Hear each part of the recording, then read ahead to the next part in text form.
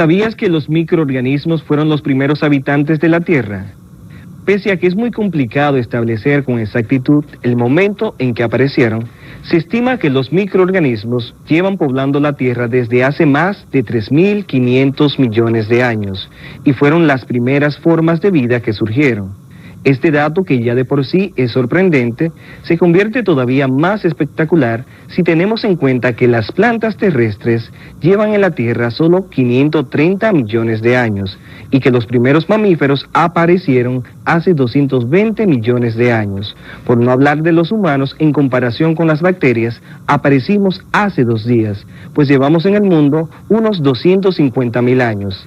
Si te ha parecido interesante estos datos, acompáñanos a conocer más del mundo microscópico.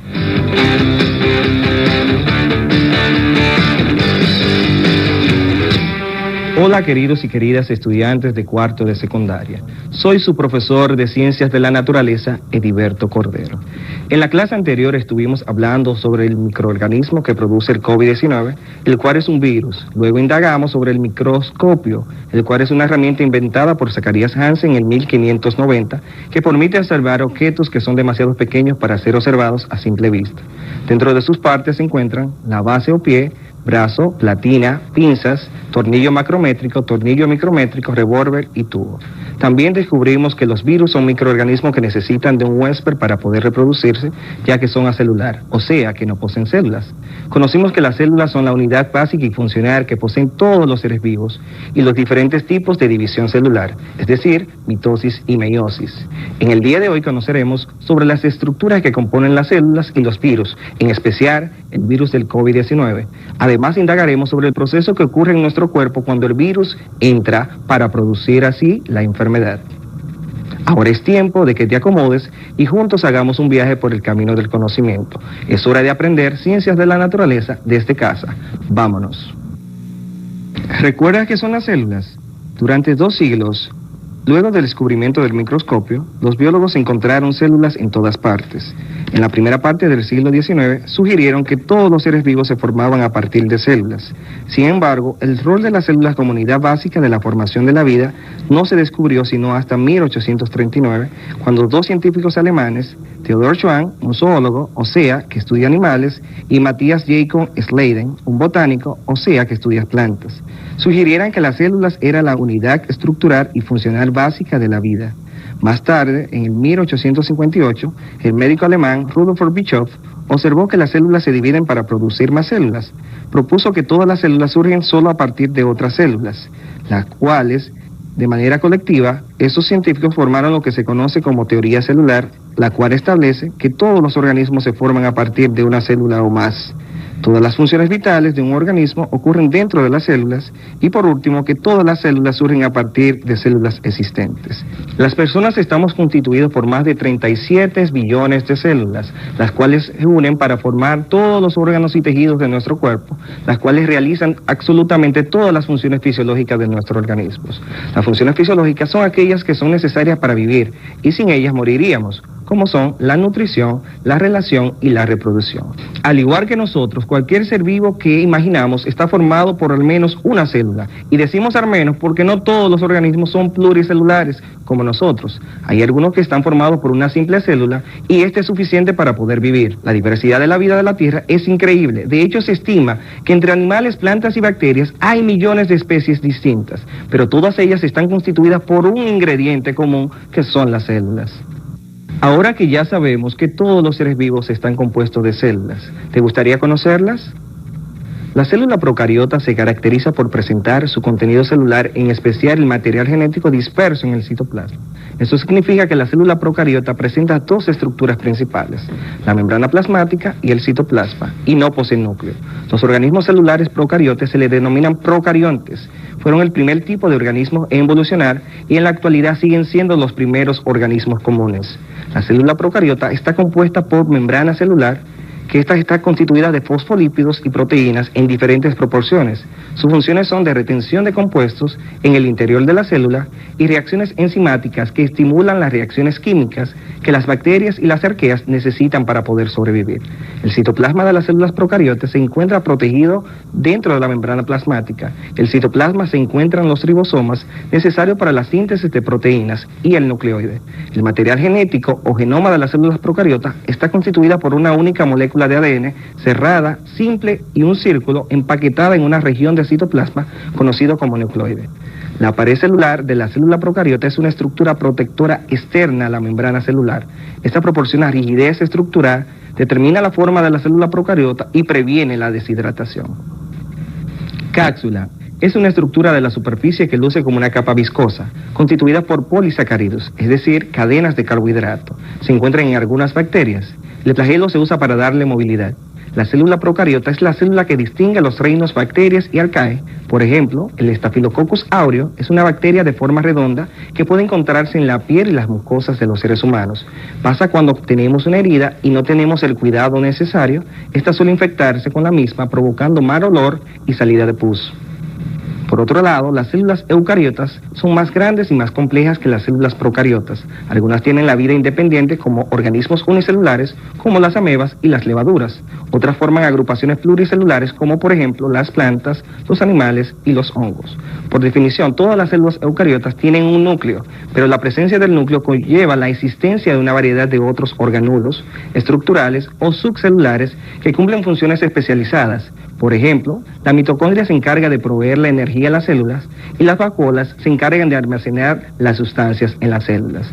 La estructura de la eucariota está constituida por membrana celular o membrana plasmática. Es una especie de cortina que rodea la célula y la delimita, permitiendo acceso de sustancias deseadas a su interior, como la expulsión de las sustancias indeseadas. La pared celular es característica de las células vegetales y de los hongos. Únicamente se trata de una pared de celulosa en plantas o quininas en los hongos, que le otorga resistencia y cierta rigidez. El núcleo, en este se encuentran contenidos los cromosomas, los cuales son portadores de genes, que son las unidades mínimas de información genética en el ser vivo, es decir, ADN.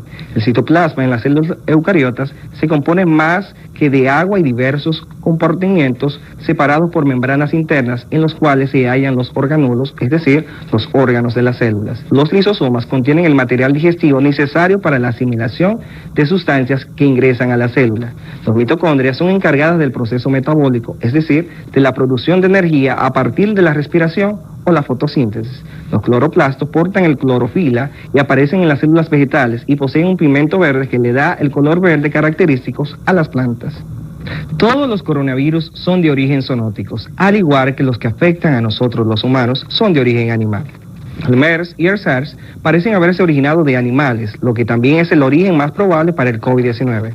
Esto lo convierte en zoonosis, es decir, enfermedades que pueden saltar entre humanos y otros animales.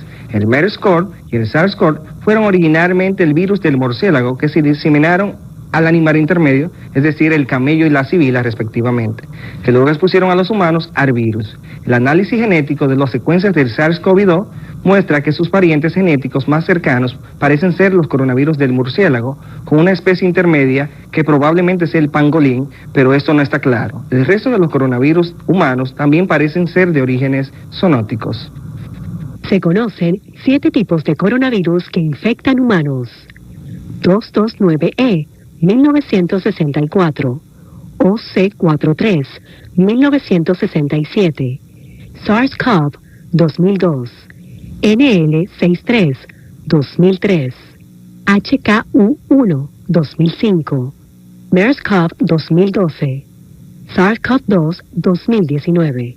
4 de ellos son muy comunes y algunos de ellos están presentes en el resfriado común junto a otros agentes patógenos como los rinovirus, por lo que se estima que una proporción muy alta de la población ha desarrollado defensas frente a ellos, estando mayoritariamente inmunizados.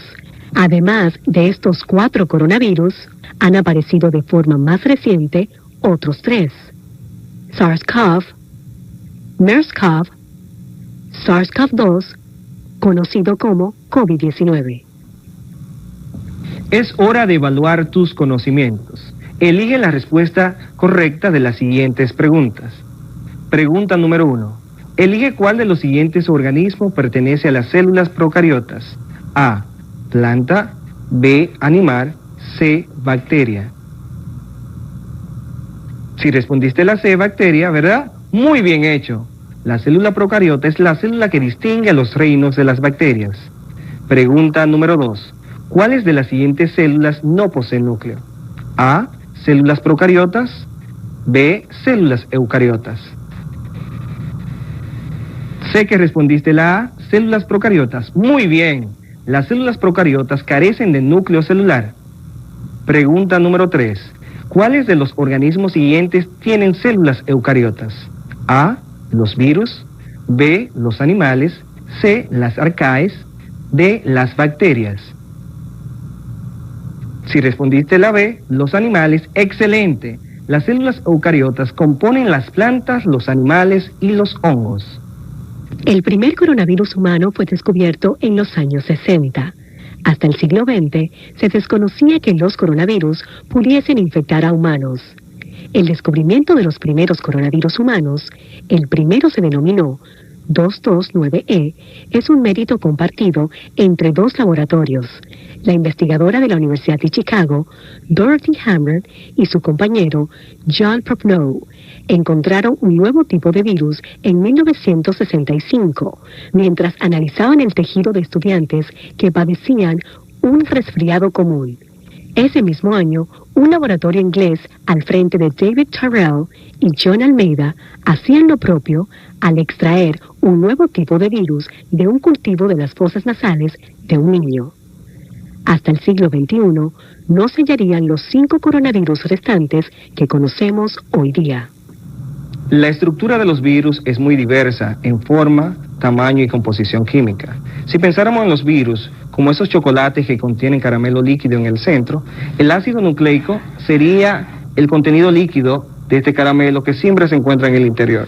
A esta capa exterior se le conoce como cápside, la cual además ayuda al virus a entrar a la célula. Al conjunto de ácido nucleico y la cápside se le denomina nucleocápside y en algunos de los casos representa la totalidad del virus. Sin embargo, existen virus que además de la cubierta proteica contienen una membrana que, retornando a la analogía de los chocolates, es como la envoltura del celofán, que los hace resistentes, por ejemplo, el virus de la gripe y el coronavirus 19. ¿Sabes cómo los virus entran a tu cuerpo? Cuando los virus entran a tu cuerpo son conocidos como parásitos de las células, ya que solo pueden crecer y multiplicarse cuando las invaden. Cuando una célula es invadida por un virus se le conoce como célula hospedera.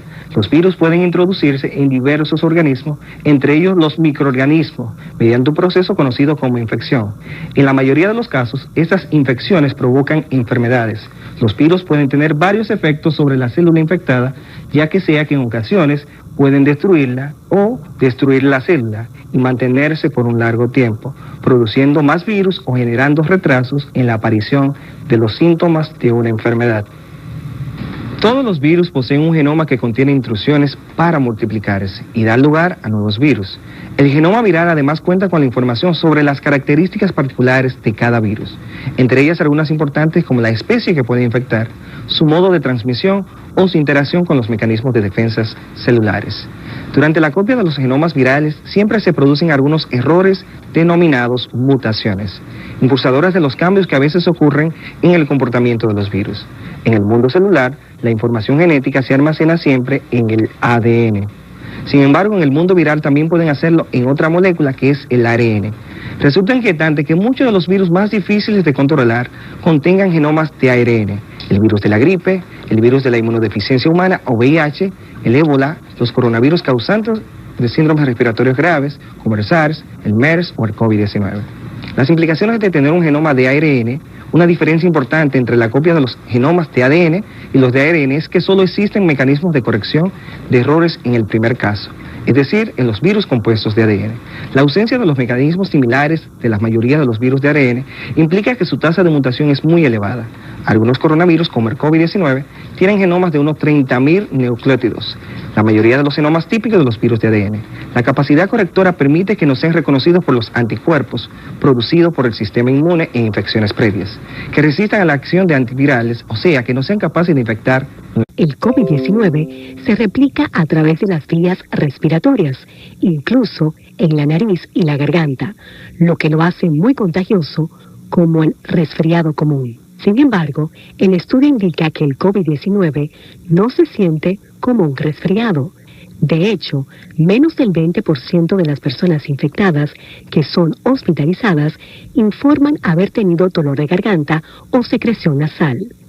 Durante los primeros días de la infección de coronavirus en el cuerpo, es más probable que los pacientes tengan síntomas como fiebre, tos seca o en particular que pierda el sentido del olfato o el gusto. Por eso es importante mantenerse al menos a 1 metro de distancia de los demás y usar mascarilla para evitar ser contagiado. Hoy aprendimos que gracias a los microorganismos, hoy existe vida en el planeta Tierra, como son los animales, las plantas, hongos, parásitos y bacterias, que en conjunto forman los reinos de la naturaleza. Además aprendimos que los animales, las plantas y los hongos están formados por células especializadas llamadas células eucariotas, y que además las bacterias y las algas están compuestas por células sin núcleos, llamadas células procariotas, y que estas fueron las primeras formas de vida que surgieron en el planeta Tierra. Luego conocimos las partes de las células y sus funciones, cuando aprendimos que nuestro cuerpo está compuesto por billones de células, que las mismas funciones estas realizan microscópicamente. Nosotros las realizamos como, por ejemplo, las células realizan la respiración a través de la mitocondria, mientras que nosotros respiramos a través de nuestro sistema respiratorio, que sin esto no podríamos sobrevivir. Por último, conocimos que los virus del COVID-19 entran y se reproducen en nuestro cuerpo para producir la enfermedad.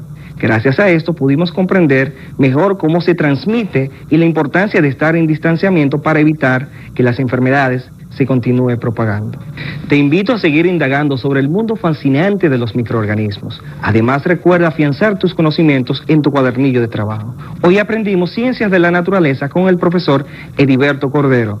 Es hora de aprender desde casa, preservando la salud.